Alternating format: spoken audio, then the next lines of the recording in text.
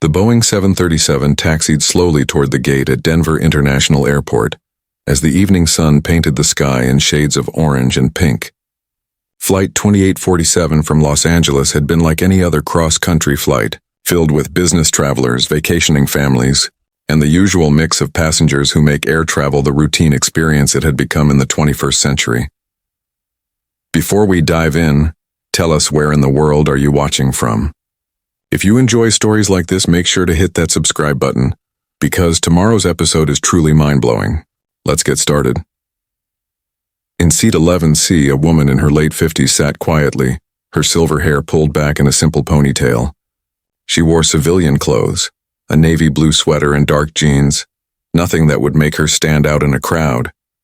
Her face was weathered but kind, with the sort of quiet confidence that comes from years of experience in high-pressure situations. To everyone around her, she was just another passenger eager to reach her destination. Captain Rebecca Walsh had chosen seat 11C specifically because it was unremarkable. After 32 years in the United States Air Force, the last thing she wanted was attention. She had retired 6 months ago with the rank of Brigadier General, but tonight she was simply a grandmother flying to Denver to see her daughter and new grandchild. The plane came to a complete stop at Gate B-24 at exactly 6:37 p.m., and passengers began the familiar ritual of gathering their belongings and waiting impatiently for the doors to open. Rebecca remained seated as she always did, preferring to let others rush ahead while she took her time. At her age, she had learned that a few extra minutes rarely made any real difference. As passengers filed past her row, Rebecca noticed 2 young men in military dress uniforms walking down the aisle. They moved with the precise bearing that only came from military training, their uniforms crisp and their posture perfect. Both appeared to be in their late 20s, with the confident air of seasoned pilots. Major Kevin Thompson and Captain Jason Mitchell were returning from a military ceremony in Los Angeles, where they had been recognized for their service as F-16 Fighting Falcon pilots stationed at Buckley Air Force Base, just outside Denver. They had been traveling in uniform because they were required to report for duty the following morning. As they approached row 11, Jason glanced down at the woman in seat 11C. Something about her seemed familiar, though he could not immediately place where he might have seen her before. She had the bearing of someone accustomed to command, the sort of quiet authority that was unmistakable once you learned to recognize it. Kevin noticed his friend's hesitation and followed his gaze. When he saw the woman's profile, his eyes widened slightly. He leaned closer to Jason and whispered, something that made the younger pilot's face change completely. Rebecca was gathering her small carry-on bag when she became aware that the 2 uniformed men had stopped beside her row. She looked up to find both pilots standing at attention, their faces showing a mixture of respect and something approaching awe. Major Thompson spoke first, his voice carrying clearly despite the general noise of passengers deplaning around them. "Ma'am, are you Brigadier General Rebecca Walsh?" The question hung in the air for a moment.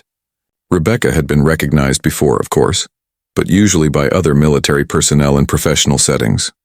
This was different, unexpected, and somehow more personal. "I was," she replied simply, standing to face them properly. "I'm retired now." Captain Mitchell stepped forward slightly. "Ma'am, I'm Captain Jason Mitchell, and this is Major Kevin Thompson. We're F-16 pilots stationed at Buckley. Ma'am, we know who you are." Rebecca raised an eyebrow, genuinely curious. "I'm afraid you have me at a disadvantage, gentlemen." The 2 pilots exchanged a look that spoke of shared knowledge and mutual respect. Major Thompson continued, "Ma'am, you're the pilot who flew the first female combat mission in Iraq during Operation Desert Storm in 1991. You're also the commander who led the rescue operation that saved 18 ground troops when their convoy was ambushed near Baghdad in 2003. The conversation was beginning to attract attention from other passengers who had slowed their exit to listen. Rebecca felt a familiar discomfort with being the center of attention, but she also recognized the sincere respect in these young officers' voices. "That was a long time ago," she said modestly. "And I certainly didn't do any of it alone." Captain Mitchell shook his head. "Ma'am, with respect, what you did was extraordinary. The Baghdad rescue mission is still taught at the Air Force Academy as a textbook example of tactical excellence under extreme pressure. You coordinated a 3-aircraft strike while flying through heavy ground fire and successfully extracted all personnel with 0 friendly casualties. Rebecca remembered that day with crystal clarity. It had been March 15th, 2003, just days after the initial invasion of Iraq.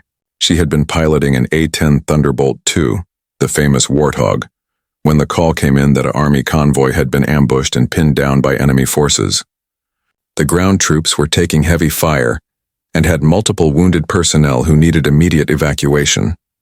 The mission had required flying at dangerously low altitude through a heavily defended area, coordinating with ground controllers while under fire, and making split-second decisions that would determine whether 18 American soldiers went home to their families or became casualties of war. She had succeeded, but at the time it had simply felt like doing her job. The recognition had come later, the Distinguished Flying Cross, promotion recommendations, and eventually the star of a brigadier general. But to Rebecca, it had always been about the mission and the people depending on her. "I was just doing what any pilot would have done in that situation," she said, though she knew that was not entirely true. The mission had pushed her skills and her aircraft to their absolute limits. By now, several other passengers had stopped to listen. An elderly man in a Vietnam veteran's cap stepped forward. "Ma'am, I served in Vietnam and I want to thank you for your service. Women like you opened doors that should have been open all along." A younger woman with 2 small children added, "My brother was in Iraq during that time. Maybe you helped save him too." Rebecca felt the familiar mixture of pride and humility that came with such recognition. She had always believed that the uniform was more important than the person wearing it, but she had also come to understand that her service had meant something beyond her individual actions. Major Thompson and Captain Mitchell remained at attention, and Rebecca realized they were waiting for something. She had been in their position many times, young officers meeting someone whose reputation had preceded them, unsure how to properly show respect to a legend they had only heard about in stories and training sessions. "At ease, gentlemen," she said with a slight smile. "We're on a civilian aircraft after all." Both pilots relaxed slightly but maintained their respectful posture. Captain Mitchell spoke again. "Ma'am, if I may ask, what brings you to Denver?" "I'm visiting my daughter and meeting my grandson for the first time," Rebecca replied, her voice softening with obvious affection. "He was born 3 weeks ago. The transformation was immediate and complete. The intimidating military legend became simply a grandmother excited to hold her new grandchild." Major Thompson grinned. "Congratulations, ma'am. That's outstanding news, thank you. His name is Michael, and according to my daughter, he has already decided that sleeping through the night is optional." Rebecca's eyes sparkled with the sort of joy that comes from new beginnings and family connections. As the conversation continued, more passengers gathered around them. The original irritation at the delayed deplaning had transformed into genuine interest in this unexpected encounter. People began sharing their own military connections, family members who had served, friends who were currently deployed, their own experiences with the armed forces. An airline employee approached the group, initially intending to move people along but stopped when she recognized what was happening. Instead of hurrying everyone off the plane, she simply stood back and allowed the moment to continue. Captain Mitchell looked at his watch. It was now 6:52 p.m. "Ma'am, we don't want to keep you from your family, but would it be possible to get a photograph? It would mean a great deal to share this with our squadron." Rebecca nodded, understanding the request. She had been in their position as a young officer, meeting heroes whose stories had inspired her own military career. Of course. Several passengers offered to take the photograph, and soon Rebecca found herself standing between the 2 pilots in the aircraft aisle. Other passengers joined the group photo, creating an impromptu celebration of military service and mutual respect. As they prepared to finally leave the aircraft, Major Thompson turned to Rebecca once more. "Ma'am, I hope this isn't inappropriate, but would you consider visiting our base sometime? Our younger pilots would benefit tremendously from hearing your experiences firsthand." Rebecca considered the request thoughtfully. Since retirement, she had been trying to determine how to spend the next chapter of her life. Teaching and mentoring had always been important to her, and she recognized the value of sharing hard-won experience with the next generation. "I think I would enjoy that," she said. "Give me your contact information and we'll arrange something." Both pilots handed her their business cards with obvious enthusiasm. Major Thompson added, "Ma'am, thank you for everything you've done for our country and for showing us what's possible." As they finally began walking toward the exit, Rebecca reflected on the unexpected encounter. She had boarded the plane in Los Angeles as simply another passenger, looking forward to a quiet family visit. The recognition by these young pilots had reminded her that her service had extended beyond her own career and had helped pave the way for future generations of military aviators. The group moved slowly through the jet bridge, their conversation continuing as they walked. Other passengers who had witnessed the interaction smiled and offered their own thanks as they passed. Rebecca found herself thinking about the circular nature of military service, how inspiration and mentorship passed from one generation to the next, creating an unbroken chain of dedication and excellence. At the gate, Rebecca's daughter Catherine was waiting with obvious excitement. At 32, Catherine had inherited her mother's intelligent eyes and strong bearing, though she had chosen a career in engineering rather than military service. "Mom," Catherine called out, waving enthusiastically. Rebecca quickened her pace, eager for the reunion, but Captain Mitchell and Major Thompson kept pace with her. When they reached Catherine, Rebecca made introductions. "Catherine, these gentlemen are Air Force pilots stationed here in Colorado. Gentlemen, this is my daughter Catherine, and I believe somewhere around here is my new grandson." Catherine smiled warmly at the two pilots. "Are you the reason my mom's flight was delayed getting off the plane? The arrival board showed you landed 20 minutes ago." Major Thompson grinned sheepishly. "Yes, ma'am, I'm afraid we recognized your mother and got a little carried away with our enthusiasm." Catherine's expression changed to one of understanding and pride. She was accustomed to her mother's reputation and the respect it generated among military personnel. In that case, the delay was completely worthwhile. "Thank you for your service, gentlemen, and thank you for recognizing what my mom accomplished." The two pilots shook hands with both women and prepared to leave for their own transportation. As they walked away, Captain Mitchell called back, "Ma'am, we'll be in touch about that base visit." Rebecca waved in acknowledgement, then turned her full attention to her daughter. "Now where is this grandson of mine?"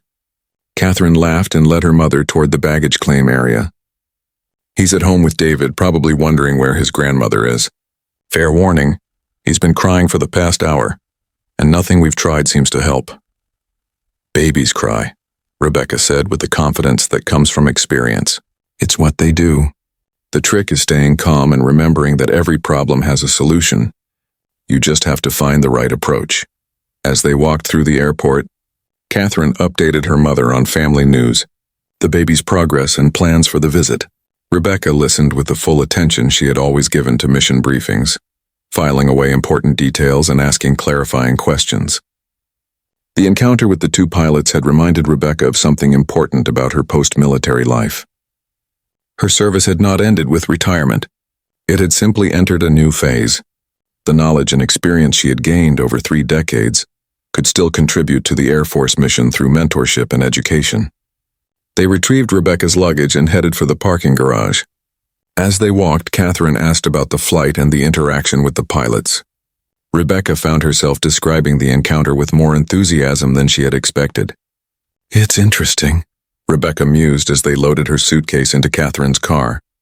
"I spent so many years focused on the immediate mission, the next flight, the next deployment, the next challenge. I never really considered how those experiences might impact people I'd never meet." Catherine started the car and began navigating out of the parking garage. "Mom, you've always underestimated your influence on other people. Even when I was growing up, I could see how much your colleagues respected you. It wasn't just your rank or your position, it was who you are as a person and a leader." The drive from the airport to Catherine's house in suburban Denver took about 40 minutes through evening traffic.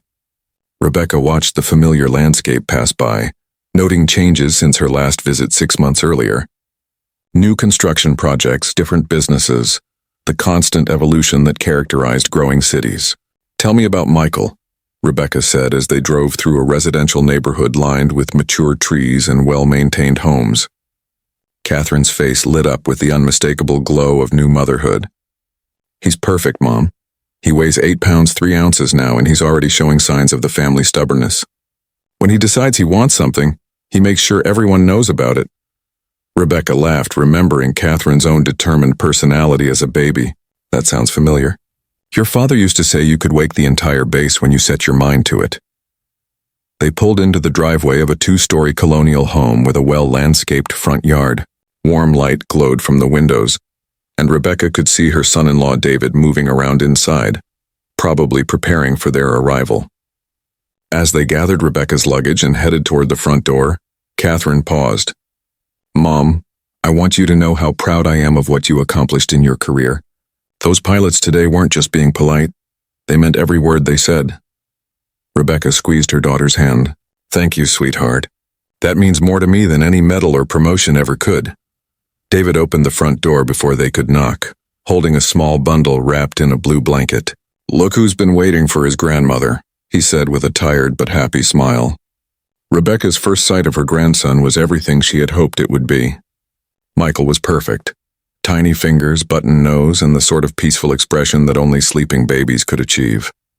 She felt the immediate, overwhelming love that connects grandparents to their grandchildren across time and distance. "May I?" she asked, extending her arms. David carefully transferred the baby to Rebecca's experienced embrace.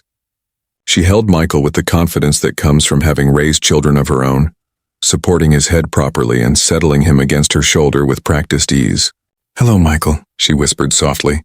"I'm your grandmother, and I am so very happy to meet you."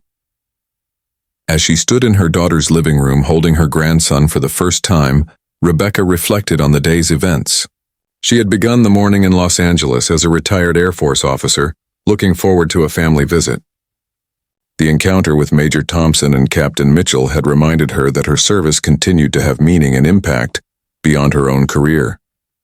Now, holding Michael, she understood that her most important mission was just beginning. Being a grandmother would require different skills than flying combat missions or commanding air operations, but it would be no less significant. She would help shape this little person's understanding of the world, share stories of service and sacrifice, and hopefully inspire him to contribute something meaningful to his own generation.